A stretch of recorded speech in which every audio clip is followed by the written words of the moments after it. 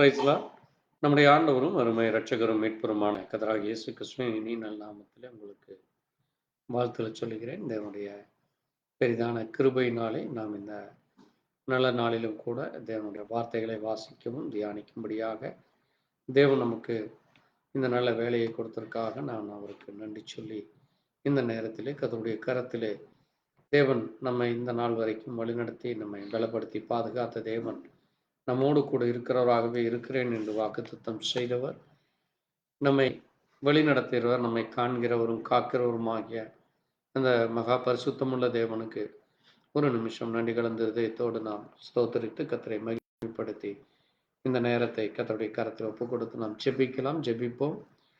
ஸ்தோத்திரிக்கிறோம் ஸ்தோத்திரிக்கிறோம் ஸ்தோத்திரிக்கிறோம் ஆண்டவரே, கிருபையும் இரக்கம் நிறைந்த எங்கள் ஜீவனுள்ள தகப்பனே, கர்த்தராகிய இயேசு கிறிஸ்துவே, அப்பா உம்முடைய அன்பு தயவு கிருபை இரக்கம் எங்களை மட்டுமாய் சுகத்தோடும் பத்திரத்தோடும் பாதுகாப்போடும் நீர் எங்களை வழிநடத்தி எங்களை பலப்படுத்தி பாதுகாத்தீர் ஆண்டவரே.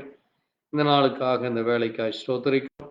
இந்த நேரத்திலும் உடைய வார்த்தைகளை வாசிக்கவும் தியானிக்கவும் அதில் உள்ள மகத்துவமான காரியங்களை குறித்து தியானிக்க, அதில் சொல்லப்பட்ட காரியங்களுக்கு எங்களுடைய ஆவி ஆத்துமா எங்களுடைய ஆண்டவரே தனிப்பட்ட வாழ்க்கையில் இன்னும் அதிகமாய் உம்முடைய வார்த்தைகளை குறித்து நாங்கள் தியானிக்கும் பொழுது நீர் எவ்விதமான காரியங்களை செய்கிறீர், எல்லாவற்றையும் எவ்விதமாய் நடத்துகிறீர் என்று உணர்ந்து கொள்ளத்தக்கதாக தேவ இரக்கம் கொடுத்திருக்காய் ஸ்தோத்திரம்.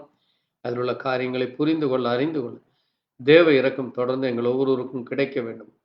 இதை கேட்கிற ஒவ்வொரு சகோதர சகோதரின் ஆவிக்காரிய காரியங்களிலே பலப்பட முடியாது. இன்னும் வார்த்தையை நேசிக்கிறவர்களாய், வார்த்தையாகி உண்மை நேசிக்கிறவர்களாக மாற தேவ இரக்கம் ஒவ்வொருவருக்கும் தொடர்ந்து கிடைக்க வேண்டும். இயேசு கிறிஸ்துவின் பரிசுத்த நாமத்திலே ஆமென். கர்த்தர் தாமே எங்கள் ஒவ்வொருவரையும் ஆசீர்வதிப்பாராக.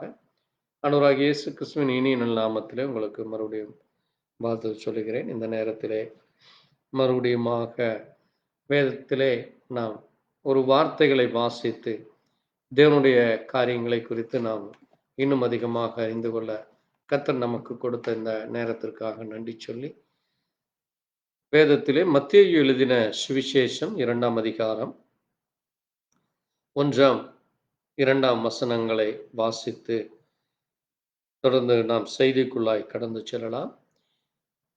மத்தேயு 2ஆம் அதிகாரம் 1ஆம் வசனம். ஏரேது ராஜாவின் நாட்களிலே யூதேயாவில் உள்ள பெத்லகேமிலே இயேசு பிறந்த பொழுது கிழக்கிலிருந்து சாஸ்திரிகள் எருசலேமுக்கு வந்து, யூதருக்கு ராஜாவாய் பிறந்திருக்கிறவர் எங்கே? கிழக்கிலே அவருடைய நட்சத்திரத்தை கண்டு அவரை பணிந்து கொள்ள வந்தோம் என்றார்கள் என்பதே. ஆமென். வாசித்த வார்த்தைகளுக்காக நாம் ஒரு நிமிஷம் நன்றி சொல்லி தேவனை மகிமைப்படுத்தி கர்த்தருடைய கரத்தில் இந்த வார்த்தைகளை அர்த்தங்களை புரிந்து கொள்ள கிருபை கொடுக்கும்படியாக ஜெபிக்கலாம். ஸ்தோத்திரிக்கிறோம் ஸ்தோத்திரிக்கிறோம் ஆண்டவரே, எங்கள் ஜீவனுள்ள தேவனே, நீர் வார்த்தையாய் இருக்கிறீரப்பா. நீர் இந்த பூமியிலே மனிதராக பிறந்த பொழுது அந்த நாட்களிலே ஆண்டவரே உம்மை காணும்படியாக, ஆண்டவரே உம்மை பணிந்து கொள்ளும்படியாக, ஆண்டவரே கர்த்தாவே அங்கே சாஸ்திரிகள் உம்மிடத்திலே வந்தார்கள் என்றும், அவர்கள் ஆண்டவரே உம்முடைய நட்சத்திரத்தை கண்டு உம்மை தொழுது கொள்ள வந்தார்கள் என்று நாங்கள் இந்த நேரத்திலே வாசித்தோம். அதனுடைய காரியங்களை, அதனுடைய மகத்துவங்களை அறிந்து கொள்ள, சொல்லப்பட்ட ஞானார்த்தங்களை உணர்ந்து கொள்ளத்தக்கதாக தேவ இரக்கம் எங்கள் ஒவ்வொருவருக்கும் கிடைக்கட்டும் அப்பா. நீரே வார்த்தையாய் இருக்கிறீர், நீரே ஜீவனுள்ள தேவனாய் இருக்கிறீரப்பா. அப்படிப்பட்ட உமக்கு நன்றி சொல்லி உடைய கரத்திலே இந்த வார்த்தையை ஒப்பு கொடுத்து அதை புரிந்து கொள்ள அறிந்து கொள்ள, அதனுடைய ஞானமான வார்த்தைகளையும் சத்தியமான தாகங்களையும் அறிந்து கொள்ளத்தக்கதாக தேவ இரக்கம் எங்கள் ஒவ்வொருவருக்கும் கிடைக்க வேண்டுமா இயேசு கிறிஸ்துவினுடைய பரிசுத்த நாமத்திலே ஆமென். கர்த்தர் தாமே மகிமைப்படுவாராக. இந்த நேரத்திலே நாம் இங்கு வாசித்த இந்த வேத வசனத்தை குறித்து நாம் இன்றைக்கு நம்முடைய தீர்க்கதரிசியும் இதை குறித்து செய்தியிலே அவருடைய நட்சத்திரத்தை கண்டு பணிந்து கொள்ள வந்தோம் என்கிற செய்தியிலே இந்த காரியங்களை குறித்து பேசியிருக்கிறார். இன்றைக்கு நாம் கிழக்கிலே அவருடைய நட்சத்திரத்தை கண்டு அவரை பணிந்து கொள்ள வந்தோம் என்று அங்கே ஒரு கூட்டம் சாஸ்திரிகள் வந்தார்கள் என்றும், அதை குறித்து எப்படி என்று அங்கே நாம் இன்றைக்கு தியானிக்க போகிறோம். தேவனுடைய கிருபையினாலே நேற்று முன்தினம் ஆண்டவருடைய பிறப்பின் பண்டிகை உலகம் முழுவதும் எல்லா ஜனங்களும் கொண்டாடி அங்கே இயேசு கிறிஸ்துவை குறித்தும் அவருடைய பிறப்பை குறித்தும் அநேகர் அங்கே நம்முடைய நாட்டின் பிரதமர் கூட அதை குறித்து அந்த வாழ்த்துச் செய்திகளை சொன்னதை நாம் காண்கிறோம். அது மட்டுமல்ல, உலகத்திலே எல்லா தேசங்களிலும் கிறிஸ்தவர்கள் அங்கே இயேசு கிறிஸ்துவனுடைய அந்த கிறிஸ்மஸ் பண்டிகை என்று சொல்லி அங்கே கொண்டாடுகிற காரியங்களை நம்ம பார்க்க முடிந்தது. இன்றைக்கு கிறிஸ்மஸினுடைய உண்மையான அர்த்தம் என்ன என்று, அது தேவனுடைய பிறப்பை குறிப்பதை ஜனங்கள் மறந்து, அது ஒரு பண்டிகையாக, அது ஒரு கலாச்சாரமாக, அதை ஒரு வணிக நோக்கத்திலும், அதை ஒரு தொடர்ச்சியாக அங்கே கடந்த 1500, 2000 ஆண்டுகளாக அதை இன்றைக்கு நடந்து கொண்டு வருகிறதை நாம் இன்றைக்கு அ எல்லோரும் சொல்வதை, நாம் செய்வதை பார்க்கும் பொழுது, அது மட்டுமல்ல, அங்கே கிறிஸ்மஸ் என்றாலே சாண்டா கிளாஸ் தாத்தா என்று சொல்லி, தாத்தா வேடம் அணிந்து அங்கே சிறு பிள்ளைகளுக்கு, அது மட்டுமல்ல, அங்கே குவாரல் ரவுண்ட் என்று சொல்லி ஒவ்வொரு வீடுகளுக்காக சென்று கிறிஸ்தவர்களுக்கு அங்கே இயேசு கிறிஸ்துவின் பிறப்பை நினைவு கூறுதலை இன்றைக்கு அது ஒரு சடங்காச்சாரமாக இன்றைக்கு மாற்றிக்கொண்டு வருவதை நாம் இன்றைக்கு கண்கூடாக பார்க்க முடிகிறது. இன்றைக்கு அதிலே கூட நம்முடைய குறிப்பாக தமிழகத்திலே அது ஒரு மத அடிப்படையிலும், அது மட்டுமல்ல, அது ஒரு குழுவினராக, பிரிவாக இன்றைக்கு அநேக காரியங்களை நாம் இன்றைக்கு பார்க்க முடிகிறது. அதை குறித்து இன்றைக்கு இன்டர்நெட்டிலும் சோசியல் மீடியாவிலும் பார்க்கும் பொழுது அதை பரிகாசம் செய்வதும், அதை குறித்து ஏளனம் செய்வதும், இப்படிப்பட்ட காரியங்கள் இன்றைக்கு அநேகமான தூஷிக்கிற காரியங்களை இன்றைக்கு அநேகர் பயன்படுத்தி வருகிறதை நாம் பார்க்க முடிகிறது. பாருங்கள், நம்முடைய தேவனுடைய பிறப்பை, இது எவ்வளவு ஒரு மகத்துவமானது, அது எவ்வளவு ஒரு மகிமையானது. ஆனால் அந்த பிறப்பின் நோக்கம், அந்த பிறப்பை குறித்து இன்றைக்கு அதை மெய்யான அந்த பிறப்பை குறித்து, அந்த ரட்சிப்பை குறித்து அவருடைய அந்த செய்கையானது தேவன் ஏதோ ஒரு நோக்கத்திற்காக செய்ததல்ல, ஏதோ ஒரு காரியத்தை செய்யும்படியாக அல்ல. தேவனுடைய சிருஷ்டிப்பிலே எல்லாம் சரியாக இருக்க வேண்டும் என்று எப்படி தேவனானவரை யாரும் குற்றப்படுத்த முடியாதோ, யாரும் குறை சொல்ல முடியாது. ஆகவேதான் இயேசு கிறிஸ்து இந்த பூமியில இருந்த பொழுது, என்னில் பாவம் உண்டு என்று உங்களில் யார் என்னை குற்றப்படுத்த முடியும் என்று அவர் தைரியமாக பேசுவதை நாம் வேதத்திலே பார்த்தோம். பாருங்கள், அவரிடத்திலே எந்த ஒரு குற்றமும் எந்த ஒரு மனிதனும் கண்டுபிடிக்க முடியவில்லை, அவர் அந்த பூமியில் இருந்த பொழுது. அதே போலத்தான் அவர் இன்றைக்கும் பரிசுத்தாவியாக நம் மத்தியில இருந்து கொண்டு இன்றைக்கு புறஜாதிகளும் மற்ற தேவனை குறித்து அறியாத அஞ்ஞானிகளும் புறமதஸ்தார்களும் ஒவ்வொருவரும் ஒவ்வொரு கொள்கைகளை, கோட்பாடுகளை அல்லது சடங்காச்சாரங்களை அல்லது வழிபாடுகளை செய்தாலும், தேவனுடைய பிள்ளைகளுக்கென்று ஒரு சில வழிபாடு முறைகளும், தேவனுடைய பிள்ளைகள் எப்படி தேவனை ஆராதிக்க வேண்டும், தொழுது கொள்ள வேண்டும், எப்படி தேவனுடைய சமூகத்தில் வர வேண்டும் என்று இந்த வேதம் நமக்கு மிக தெளிவாக போதிக்கிறதாக இருக்கிறது. ஏனென்றால் இந்த வேதம் முழுவதுமாக தேவனுடைய வார்த்தையாக இருக்கிறது.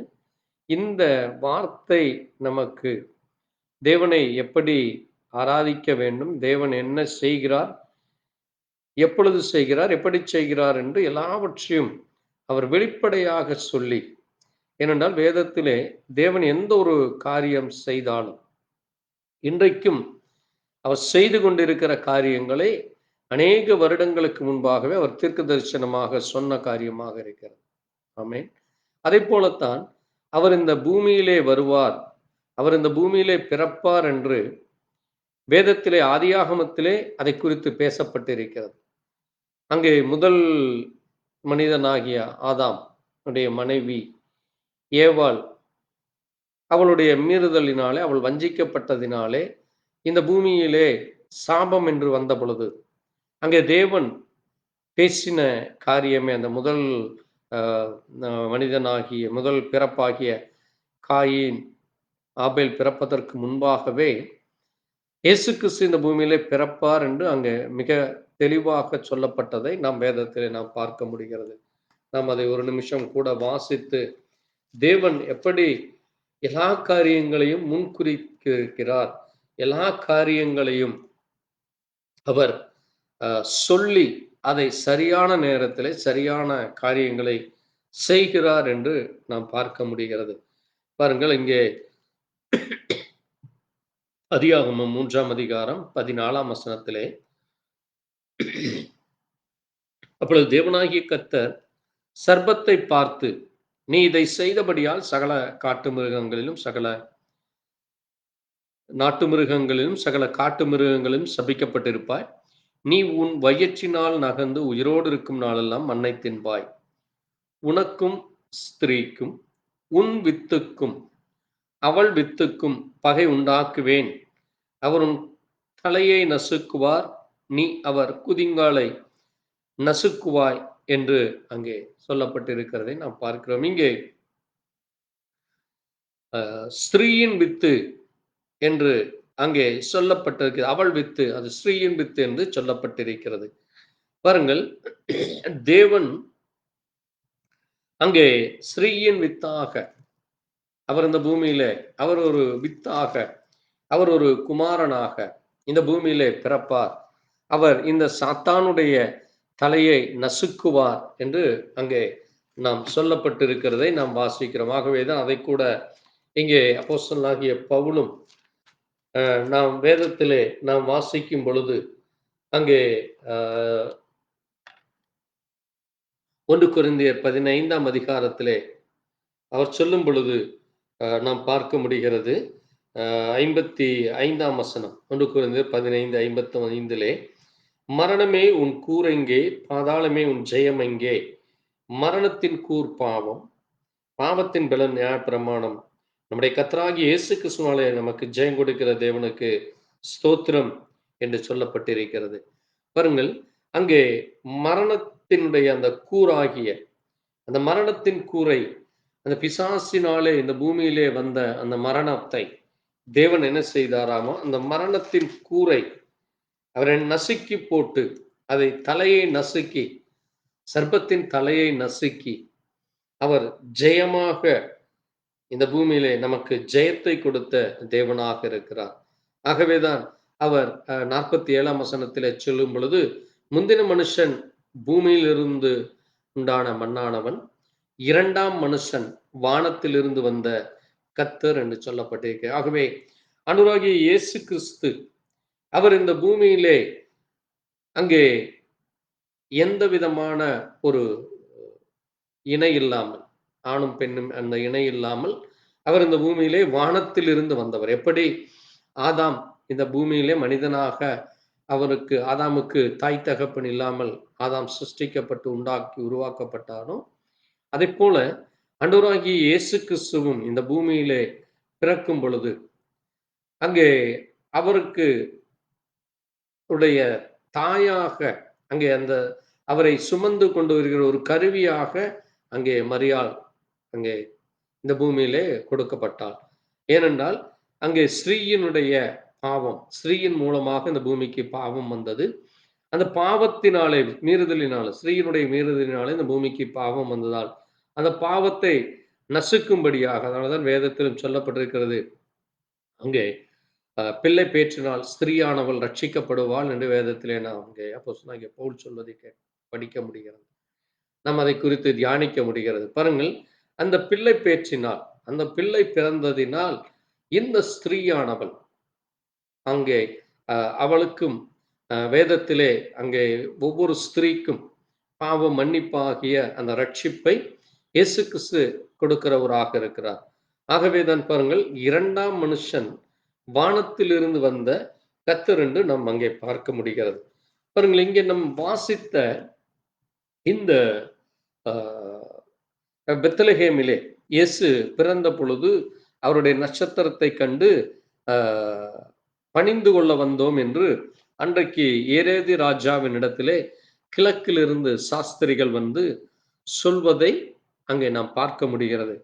பாருங்கள், இதை கேட்டவுடன் ஏரேது ராஜாவும் மற்றும் எருசலேம் நகரத்தார் அனைவரும், அது மட்டுமல்ல, அந்த நாட்களிலே அங்கே இஸ்ரவேலின் ஜனங்களாகிய அன்றைக்கு இருந்த பரிசேயர், சதுசேயர் மற்றும் லேவியர்களும் மற்றும் அங்கிருந்த ஆசாரியர்கள், பிரதான ஆசாரியர்கள் மற்றும் எல்லா ஜனங்களுக்கும் இந்த காரியமானது ஒரு மிகுந்த ஆச்சரியத்தையும் மிகுந்த ஒரு பிரமிப்பையும் உண்டாகுவதை நாம் பார்க்க முடிகிறது. பாருங்கள், அவன் பிரதான ஆசாரியரின் ஜனத்தையும் வேதபாரகரையும் கூடி வரச் செய்து, கிறிஸ்துவானவர் எங்கே பிறப்பார் என்று அங்கே கேட்கிறான்.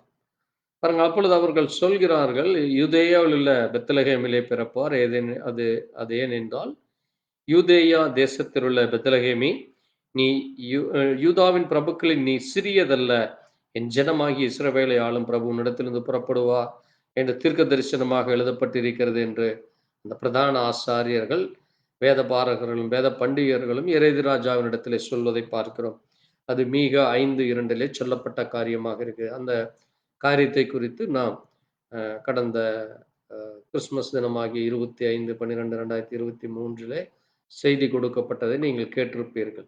பாருங்க, அங்கே சொல்லப்பட்ட மீகா 5:2 சொல்லப்பட்ட அந்த பெத்லகேமிலே இயேசு பிறக்கிறார் என்று அது மீகாவினுடைய நாட்களிலேயே முன்குறிக்கப்பட்டது.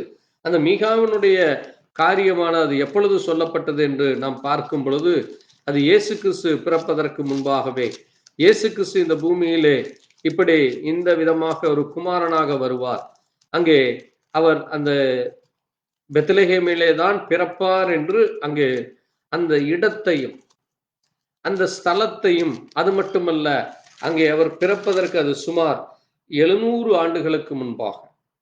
பாருங்கள், அங்கே சொல்லப்பட்டிருக்கிறது. முதல் வசனம் மீகா 1:1 யோதாம், ஆகாஸ், எசேக்கியா என்னும் யூத ராஜாக்களுடைய நாட்களில் மொரோசே ஊரானாகிய மீகாவுக்கு உண்டான அந்த எருசலேமுக்கு விரோதமான கர்த்தருடைய வார்த்தை என்று சொல்லப்பட்டிருக்கிறது. பாருங்கள், அன்றைக்கு தேவன் இந்த பூமியிலே அன்றைக்கு இருந்த இஸ்ரவேல் ஜனங்களை வழிநடத்தி, அங்கே அந்த ஜனங்கள் அங்கே தேவனுக்கு உண்மையாக இருக்க வேண்டும், தேவனுக்குடைய காரியங்களிலே சரியாக இருக்க வேண்டும் என்று ஜனங்களோடு கூட தீர்க்கதரிசிகளை கொடுத்து ஜனங்களை எச்சரித்து கொண்டு வந்தார்.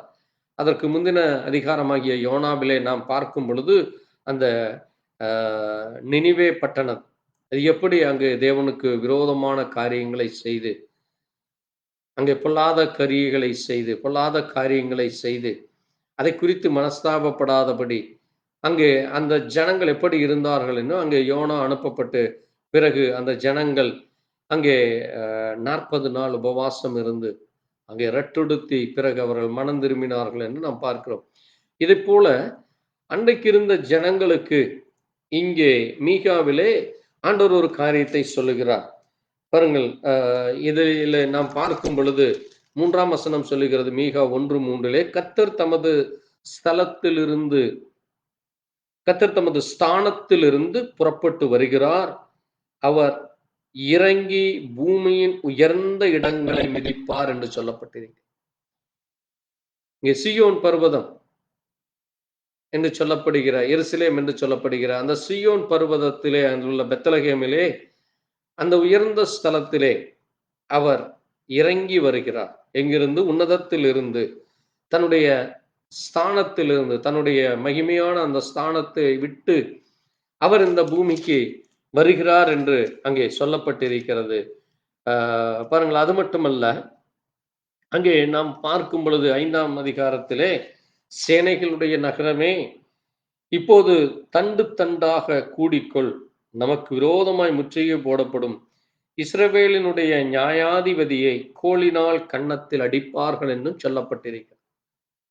அங்கே இயேசு கிறிஸ்துவினுடைய மரணம் எப்படி இருக்கும், அந்த நியாயாதிபதியாகிய அந்த இஸ்ரவேலினுடைய நியாயாதிபதி கர்த்தராகிய இயேசு கிறிஸ்துவை அவர்கள் கன்னத்தினால் அடிப்பார்கள், கோலினால் அவருடைய கன்னத்தில் அடிப்பார்கள் என்றும் சொல்லப்பட்டிருக்கு. அவருடைய பிறப்பு மட்டுமல்ல, அவருடைய மரணத்தையும் சொல்லப்பட்டிருக்கு. அது மட்டுமல்ல, 5ஆம் வசனத்திலே இவரே சமாதான காரணர் என்றும் சொல்லப்பட்டிருக்கு. அதைத்தான் அங்கே ஏசாயா எழுதின தீர்க்க தரிசன புஸ்தகத்திலே ஏசாயா 9ஆம் அதிகாரத்திலேயும் கூட அங்கே ஏசாயா அங்கே தேவனுடைய பிறப்பை குறித்து அவர் எப்படி பிறப்பார் என்று சுமார் 700 வருஷங்களுக்கு முன்பாக அங்கே ஏசாயாவும் இதை குறித்து சொல்லி இருக்கிறார். ஏசாயா 9ஆம் அதிகாரம் 6ஆம் வசனத்திலே மற்றும் 7ஆம் அதிகாரம் 14ஆம் வசனத்திலே அங்கே நாம் வாசிக்கும் பொழுது, ஆண்டவர் தாமே உங்களுக்கு ஒரு அடையாளத்தை கொடுப்பார். இது ஒரு கன்னிகை கர்ப்பவதியாகி ஒரு குமாரனை பெறுவாள். அவருக்கு இம்மானுவேல் என்று பெயரிடுங்கள் என்று சொல்லப்படுகிறது. ஒரு கன்னிகை, இயேசு கிறிஸ்துனுடைய பிறப்பு ஒரு கன்னிகையினுடைய பிறப்பாக இருக்கும். அந்த கன்னிகை அது ஆண் பெண் இணையாத அங்கே தேவனாலே சிருஷ்டிக்கப்பட்ட, தேவனாலே முன்குறிக்கப்பட்ட ஒரு வித்தாக அவர் இந்த பூமியிலே ஒரு வித்தாக வருகிறார். ஸ்திரீயின் வித்தாக வருகிறார். ஏனென்றால் சர்ப்பத்தின் வித்தை அந்த தலையை நசுக்கும்படியாக, சர்ப்பத்திற்கு ஒரு வித்து இருந்தது, அந்த வித்தை நசுக்கும்படியாக, அந்த பிசாசனுடைய எல்லா கிரியைகளை அழிக்கும்படியாக இவர் ஸ்திரீயின் வித்தாக வருகிறார். சர்ப்பத்தின் வித்தை, சர்ப்பத்தின் தலையை நசுக்கி போடும்படியாக அவர் ஒரு கன்னிகை வயிற்றிலே ஒரு குமாரனாக பிறப்பார். அவர் யார் என்றால் அவர் இம்மானுவேல் என்றும். அதைத்தான் நாங்கள் மத்தேயு 1:22 வாசிக்கும் பொழுது 21 சொல்லப்பட்டிருக்கிறது. அங்கே மத்தேயு 1ஆம் அதிகாரம் 21 நாம் வாசிக்கும் பொழுது பாருங்கள், அதை குறித்து மத்தேயு சொல்லும் பொழுது அவருடைய பிறப்பை குறித்து அவர் சொல்லுகிறார். அவள் ஒரு குமாரனை பெறுவாள், அவருக்கு இயேசு என்று பெயரிடுவாயாக, ஏனெனில் அவர் தமது ஜனங்களின் பாவங்களை நீக்கி அவர்களை ரட்சிப்பார் என்றும். தீர்க்கதரிசிகள் மூலமாய் உறக்கப்பட்டது நிறைவேறும்படி இப்படி நடந்தது. அவன் இதோ ஒரு கன்னிகை கர்ப்பவதியாக ஒரு குமாரனை பெறுவாள், அவருக்கு இம்மானுவேல் என்று சொன்னான். இம்மானுவேல் என்பதற்கு தேவன் நம்மோடு இருக்கிறார் என்று அர்த்தம். பாருங்கள், தேவன் நம்மோடு இருக்கும்படியாக அந்த உன்னதங்களிலே, அந்த மகிமையான ஸ்தானத்திலே, அந்த உயர்வான இடத்திலே இருந்த அந்த மகிமையின் தேவன், வானத்தையும் பூமியையும் படைத்த சர்வ வல்லமையுள்ள தேவன், காற்றையும் கடலையும் உண்டாக்கினவர், காற்றையும் கடலையும் அதட்டினவர், காற்றையும் கடலையும் அங்கே அவருடைய சொல்படி கீழ்ப்படிய செய்தவர், அப்படிப்பட்ட அந்த வல்லமையுள்ள தேவன் அவர் இந்த பூமியிலே ஒரு கன்னிகையின் வயிற்றிலே ஒரு குமாரனாக பிறப்பார் என்றும். அது மட்டுமல்ல, ஏசாயா 9:6 அங்கே சொல்லப்பட்டிருக்கிறது, நமக்கு ஒரு பாலகன் பிறப்பார், நமக்கு ஒரு குமாரன் கொடுக்கப்பட்டார், கர்த்தத்துவம் அவர் தோளின் மேல் இருக்கும், அவர் நாமம் அதிசயமானவர், ஆலோசனை கர்த்தர், வல்லமையுள்ள தேவன், நித்திய பிதா, சமாதான பிரபு என்று. பாருங்கள், அவர் அதிசயமானவராக பிறந்தார். தேவன் எப்பொழுதுமே அவர் அதிசயமானவர். நம்முடைய நினைவுகளுக்கு, சிந்தனைகளுக்கு அவர் அப்பாற்பட்டவராக இருக்கிறார்.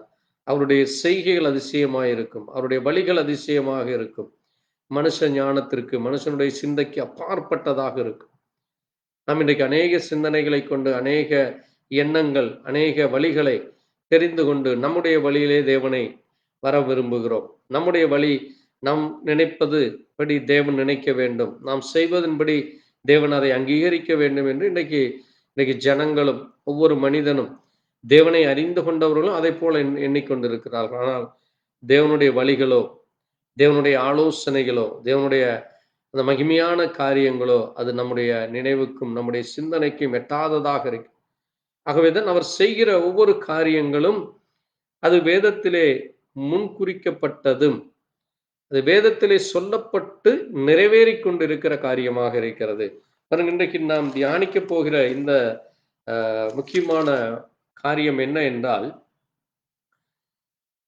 ஒரு முக்கியமான ஒன்றை நாம் இன்றைக்கு தியானிக்க போகிறோம். என்ன என்றால், பாருங்க, இயேசு கிறிஸ்து பிறக்கிற நாளிலே ஏன் அவர்கள் பெத்லகேமுக்கு வர வேண்டும் என்றால் ஒரு முக்கியமான ஒரு காரியம் இருக்கிறது. அதுவும் வேதத்திலே முன்குறிக்கப்பட்ட ஒரு காரியமாக இருக்கிறது. அதை குறித்து நாம் லூக்காவிலே நாம் பார்க்கும் பொழுது, லூக்கா எழுதின சுவிசேஷ புஸ்தகம் 2ஆம் அதிகாரத்திலே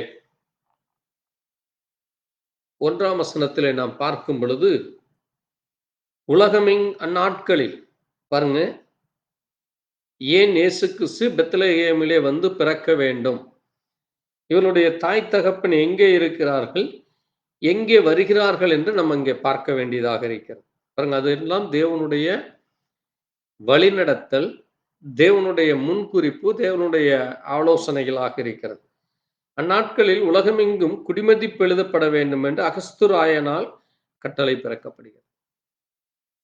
அதுவரை எந்த விதமான குடியிருப்போ, குடிமதிப்பு, குடிமதிப்பு என்றால் சென்சஸ், ஜனங்கள் ஆண்கள் எவ்வளவு, பெண்கள் எவ்வளவு என்று கணக்கெடுப்பதும், ஒவ்வொரு பட்டணத்திலே, கிராமத்தில், நகரத்திலே மக்கள் தொகை என்று எவ்வளவு என்று கணக்கெடுக்கிற காரியம் செய்ய வேண்டும் என்று கட்டளை பிறக்கப்படுகிறது.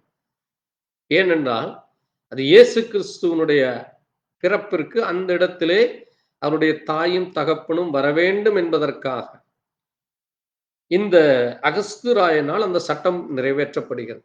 ஒரு காலம் அன்றைக்கு இருந்த ஜனங்கள் எப்படி இன்றைக்கு நாம் இந்தியாவிலே குடிமதிப்பு எழுதும்ங்கிற காரியம் இன்றைக்கு மிகவும் அதை குறித்து சொல்வதற்கே அநேகர் அச்சப்படுகிறார்கள்.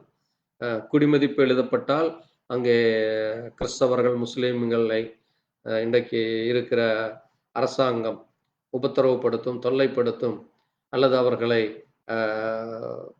அங்கே அநேக கடுமையான சட்டங்கள் மூலமாக இப்படி நடக்கும், அப்படி நடக்கும் என்று சொல்லி ஒரு மிக கடுமையான காரியங்களை கடந்த 2-3 ஆண்டுகளாக இந்தியா எங்கும் பேசப்பட்டு வருகிறது. அது இன்று நேற்றல்ல, 2000 ஆண்டுகளுக்கு முன்பாகவே அதை போல ஒரு காரியம் நடந்தது. ஏனெனில் அன்றைக்கும் நடக்கிறது, இன்றைக்கும் நடக்கிறது என்றால், தேவனுடைய வருகை முன்பாக, அது தேவனுடைய அவர் இந்த பூமியிலே பிறப்பதற்கு முன்பாக என்ன காரியம் நடந்ததோ அதே காரியம் அவருடைய வருகைக்கு முன்பாகவும் நடக்கும்.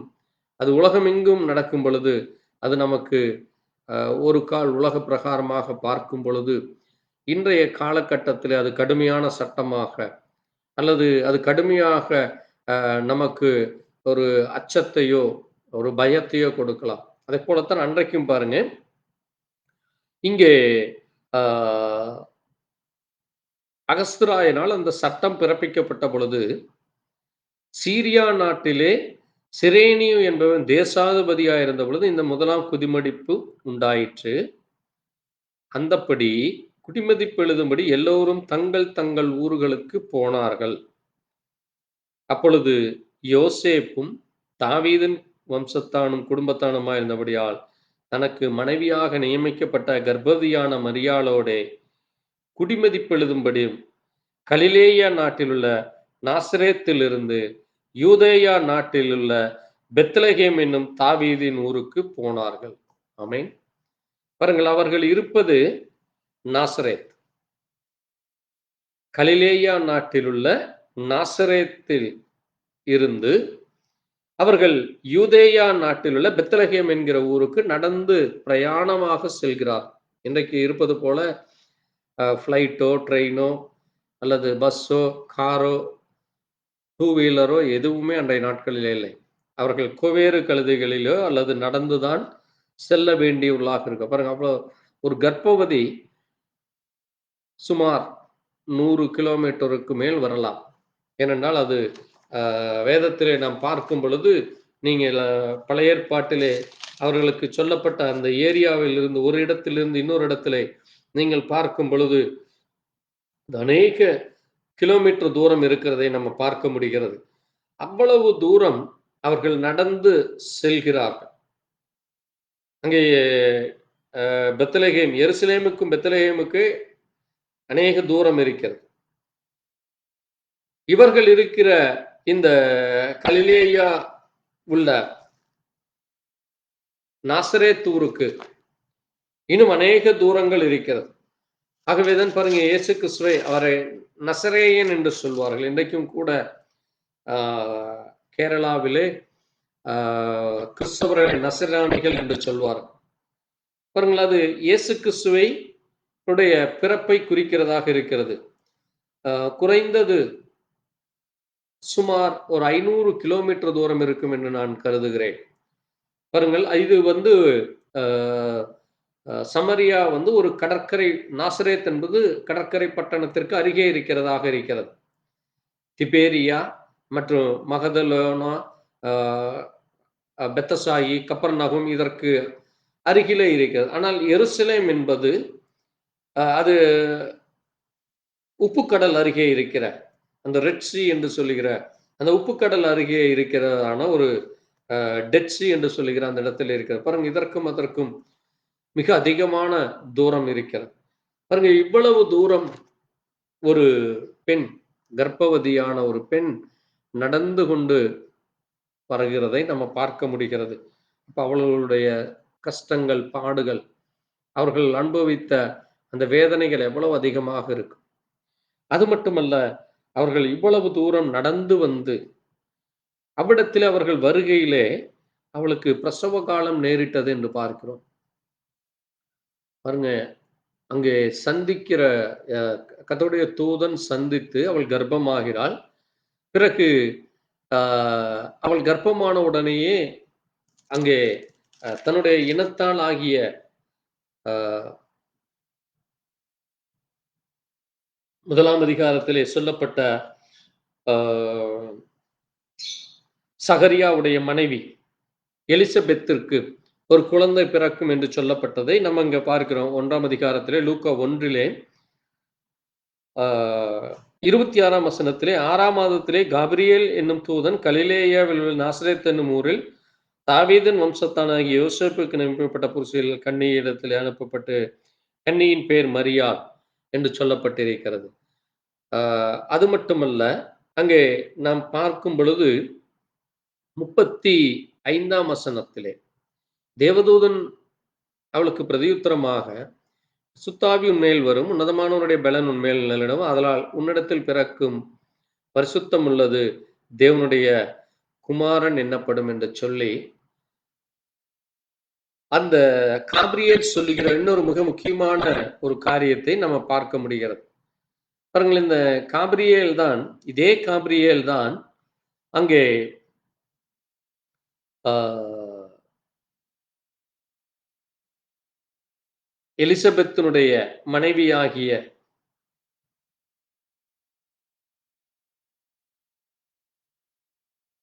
எலிசபெத்தினுடைய மனைவியிடத்திலே வந்து அவளுக்கு சொல்லுகிற காரியத்தை நம்ம பார்க்கிறோம். சாரி, சகரியாவுடைய மனைவியாகிய எலிசபெத்திடத்திலே வந்து சொல்கிறதை நம்ம பார்க்கிறோம். அது 7ஆம் வசனத்திலிருந்து நாம் வாசிக்கும் பொழுது அந்த காரியத்தை நம்ம பார்க்க முடிகிறது.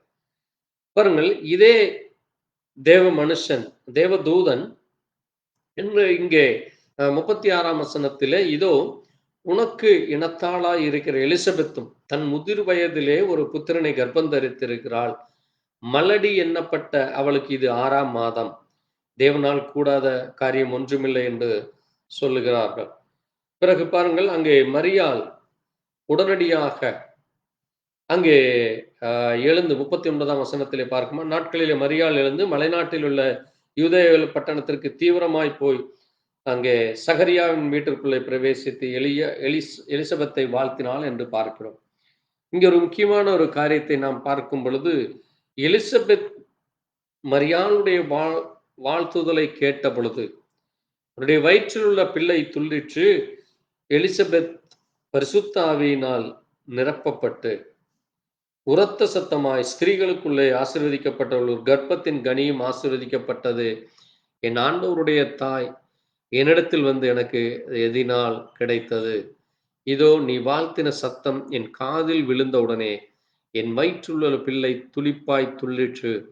விசுவாசித்தவளே பாக்கியவதி, கர்த்தரால் அவளுக்கு சொல்லப்பட்ட வார்த்தைகள் நிறைவேறும் என்று சொல்லி அங்கே இருவரும் சந்தித்து தேவனுடைய காரியங்களை குறித்தும் மற்ற காரியங்களை குறித்தும் பார்க்கிறோம். அது மட்டுமல்ல, மரியாள் அங்கே 3 மாதம் அவளோடு இருந்து பிறகு தன்னுடைய வீட்டுக்கு திரும்புவதை பார்க்க முடிகிறது. பாருங்கள், அங்கே 3 மாதத்திற்கு பிறகு அவர்கள் நாசரேத்திலிருந்து புறப்பட்டு வருகிறார்கள். இங்கே பெத்லகேமுக்கு வரும் பொழுது அவளுக்கு 10ஆம் மாதமாகி அந்த பிரசவ காலம் நேரிடுகிறது. சுமார் 7 மாதங்கள், இவர்கள் 6 மாதத்திலிருந்து 7 மாதம் வரைக்கும் அவர்கள் நிச்சயமாக நடந்து வந்திருக்க வேண்டும். அவ்வளவு தூரம் அங்கே அவர்கள் பிரயாணப்பட்டு வர வேண்டியதாக உள்ள அவ்வளவு அதிகமான தூரம் உள்ள ஒரு பட்டணத்தில் இருந்து இன்னொரு பட்டணத்திற்கு வருகிறதாக இருக்கிறது. அன்றைய நாட்களிலே அவ்வளவு சிரமப்பட்டு அவர்கள் வரவேண்டிய சூழ்நிலை இருக்கிறது. அது மட்டுமல்ல, இங்கே இன்னொரு முக்கியமான காரியத்தை நாம் பார்க்கும் பொழுது, பாருங்கள் அங்கே அ அவர் வந்து அவர்களுக்கு இடம் இல்லாததினால், தங்குவதற்கு எங்கே வீடோ அல்லது வேறு எதுவும் இல்லாததினால், அந்த குமாரன் சத்திரத்திலே பிறந்தபடியால், பிள்ளைகளை துணியிலே சுற்றி முன்னணையிலே கிடத்தி இருக்கிறதை நம்ம பார்க்க முடிகிறது. அது மட்டுமல்ல, அன்று ராத்திரியிலே மேய்ப்பர்கள் வயல்வெளியிலே தங்கியிருந்த பொழுது, அங்கே கர்த்தருடைய தூதன் அங்கிருந்த ஜனங்களை நோக்கி, இதோ எல்லா ஜனத்துக்கும் மிகுந்த சந்தோஷம் உண்டாகும் நற்செய்தி அறிவிக்கிறேன். இன்று கர்த்தராகிய கிறிஸ்து என்னும் இரட்சகர் உங்களுக்கு தாவீதின் ஊரிலே பிறந்திருக்கிறார் என்று சொல்லப்பட்டதை பார்க்க முடியும். பாருங்கள், அது தாவீதினுடைய ஊராக இருக்கிறது. பெத்லகேம் இன்றைக்கு தாவீதினுடைய நகரம், தாவீதினுடைய ஊரிலே இருக்கிற எருசலேம் பட்டணத்தில் இருக்கிற ஒரு சிறிய குக்கிராமமாக இருக்கிறது. அது மட்டுமல்ல, அந்த நேரத்திலே பரம சேனைகளும் அந்த தூதருடனே தோன்றி, உன்னதத்தில் இருக்கிற தேவனுக்கு மகிமையும், பூமியிலே சமாதானமும், மனுஷர் மேல் பிரியம் உண்டாவதாக என்று சொல்லி தேவனை துதித்தார்கள் என்று அங்கே நாம் பார்க்க முடிகிறது. அவர்கள் தேவனை அவர்கள் அந்த நேரத்திலே துதித்து, தேவனை கனப்படுத்தி, எல்லா தூதர்களும், ஏனென்றால் அது கர்த்தராகிய கிறிஸ்துவாக இருக்கிறார்.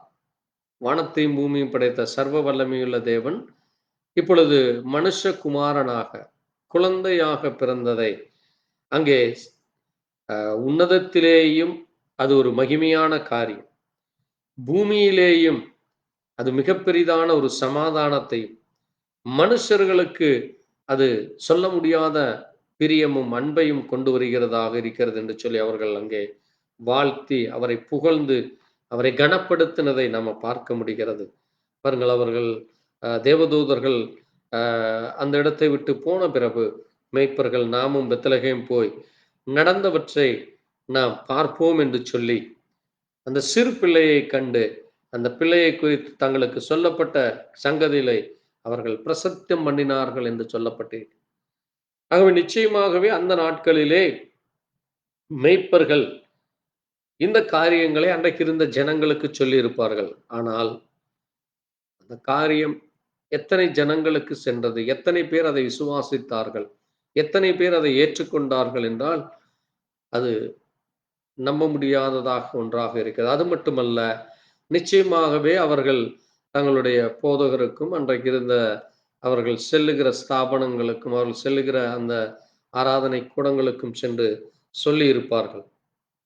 ஆனால் நாம் இங்கே பார்க்கிற ஒரு முக்கியமான காரியம் பாருங்கள், இங்கே மத்தேயுவிலே ஏரேது ராஜாவிற்கோ அல்லது அன்றைக்கு இருந்த பிரதான ஆசாரியர்களுக்கோ அவர் எங்கே பிறந்தார், என்ன ஆனது என்று தெரியவில்லை. அதனால்தான் பாருங்கள், அங்கே நாம் பார்க்கும் பொழுது அங்கே ஏரேது ராஜா அந்த சாஸ்திரிகளை அழைத்து நட்சத்திரம் எப்பொழுது உண்டானது என்று விசாரிக்கும் பொழுது அங்கே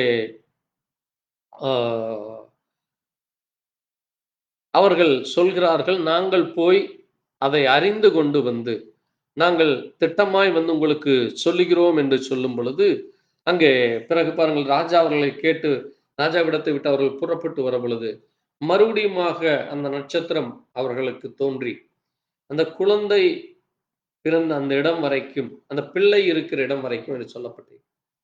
ஏனென்றால் அங்கே அந்த பிள்ளைக்கு 2 வயது ஆகிறது. ஏனென்றால் பாருங்கள், அங்கே நாம் தொடர்ந்து வாசிக்கிற பொழுது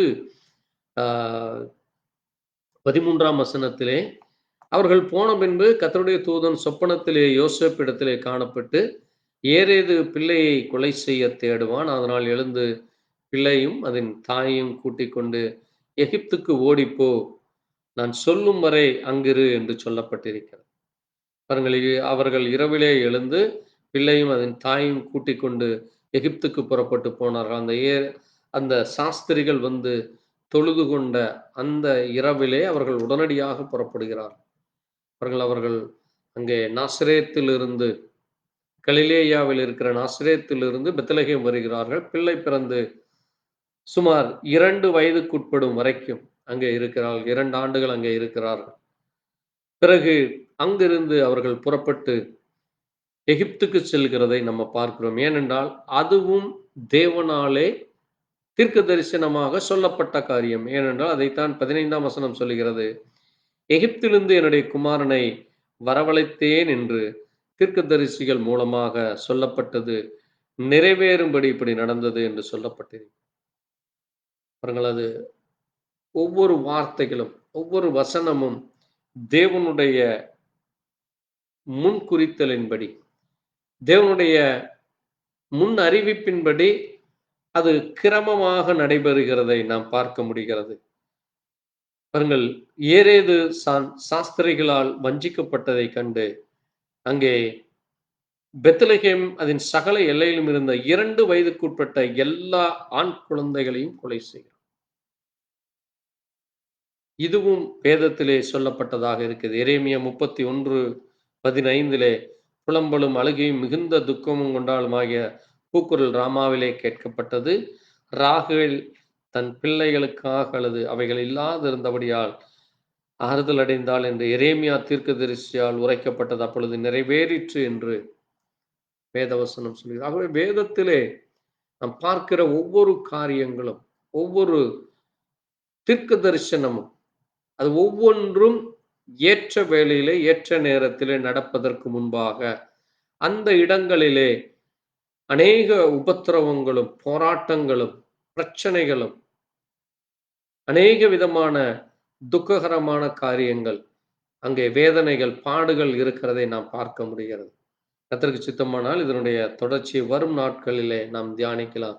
பாருங்கள், இது ஒரு மிக முக்கியமான ஒரு காரியமாக இருக்கிறது. இது நம்முடைய ஜீவியத்திலும் இன்னும் அது என்னென்ன காரியங்களை கர்த்தர் செய்ய போகிறார், என்ன செய்வார் என்று அதனுடைய ரகசியங்களை குறித்து நாம் இன்னும் அதிகமாக தியானிக்கலாம். கர்த்தருக்கு மகிமை உண்டாகட்டும்.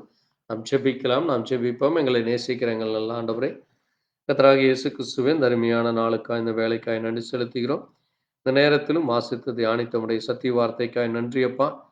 அதிலே கூறப்பட்ட காரியங்கள், மகத்துவமான காரியங்கள், மகிமையான காரியங்களை நாங்கள் வாசித்து தியானிக்கவும், அதிலே சொல்லப்பட்ட அற்புதங்களை, ஆசீர்வாதங்களை குறித்து இன்னும் அதிகமாய் அறிந்து கொள்ள தேவ இரக்கம் கிருபை எங்களுக்கு கிடைக்கும்.